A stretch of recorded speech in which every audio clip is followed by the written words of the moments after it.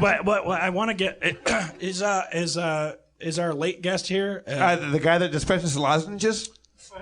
I know. I have a fucking sore throat. Jesus, you guys. Somebody I'm kidding. hot tea. We have more guests? Yeah, we have 1 million more guests. All right, well, let's bring up the one waiting in the wings. Right. Can I pee while this one comes up? Yeah, I guess. Go, sure, go. yeah. I do it all the time. Yeah, yes. Go ahead. You're allowed to take pee breaks. You don't think so? This is sort of a bit we're doing. I don't want to spoil it, but you guys are familiar with like Sacha Baron Cohen. Like Rob Corddry's gonna come back as this character. But I want you to know that because it's so convincing that people don't get the joke. So I want people to know this is like this is like Bob Zamuda like doing Tony Clifton. This is like, okay, so now that Rob Corddry has left the stage, we're going to bring up a whole different person. He's a Chicago improv instructor who has a blog and a podcast about such nonsense and interviews, does a lot of intimate interviews with people. Please welcome Jimmy Carrane. Oh my God, that's amazing. Wow. Okay, Jimmy Carrane. What's the quotes about? You're Jimmy Carrane. You're not Rob Corddry.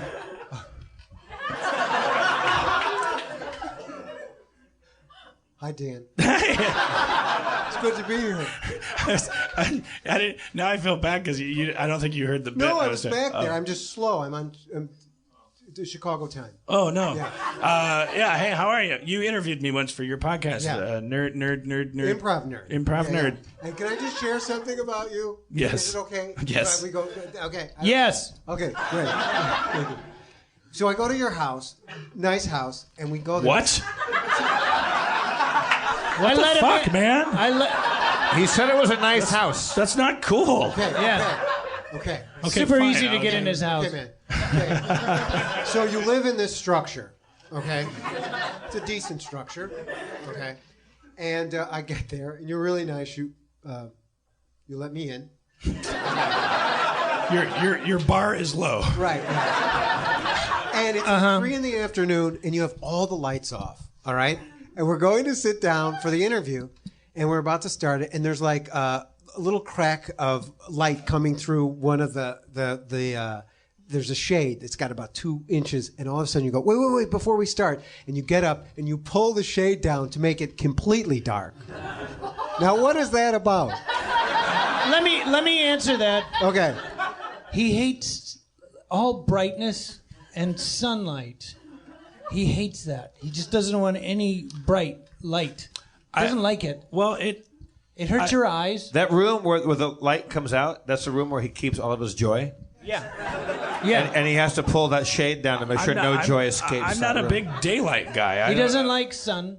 Doesn't like sunshine. You know what I call the sun? What? Yellow Hitler. That's 2 times racist. I don't like it. It seeks to invade and annex my life. I'm like, I'd be so much happier just working like at night. I'd understand that the sun is important on some levels to life on Earth. Right. I do get that. Okay. But personally, I find it offensive. I really do. It's bright and hot, and it's ridiculous. So, but if you went into a room and someone had put a giant ball of flaming gas in the corner, you would be like, can someone deal with this?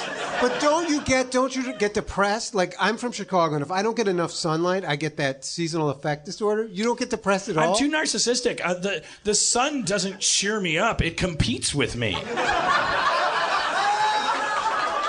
I don't get depressed. I get depressed when the sun starts fucking up my shit. Like, get out of here, yellow Hitler. What do you want? And it's like, I've been here for 8 billion years, and I'm like, I'll take your word for it. What have you done for me lately? There's a new sun in town. All right, so that's your secret, is just being narcissistic? I don't know. I genuinely like. I have a vitamin D deficiency. I just got diagnosed with it, and it's probably obviously because you hate Yellow Hitler so I really much. am very sensitive to light and heat and stuff. I'd rather be hot than cold, but I just I like. I'm with Dan. I don't like the sun either. I don't like going out doing things.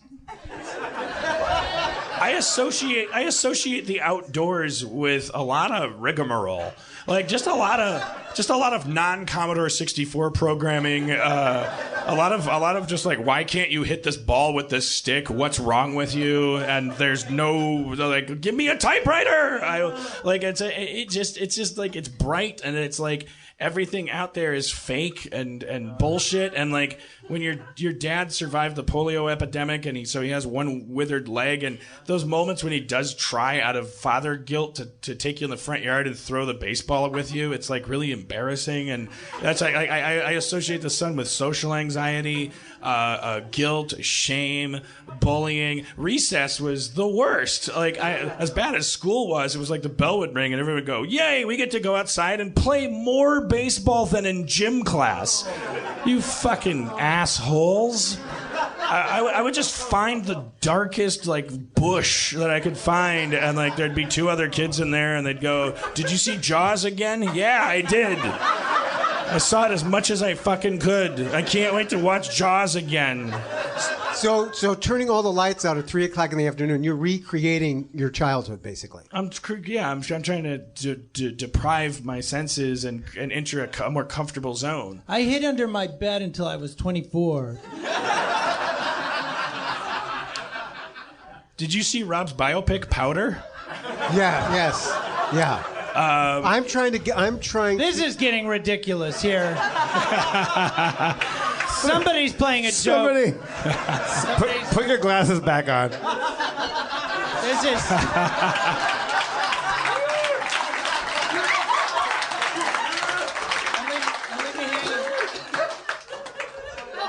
Oh, there you go. Wait, he's not. Cordry, get with it. What do I do?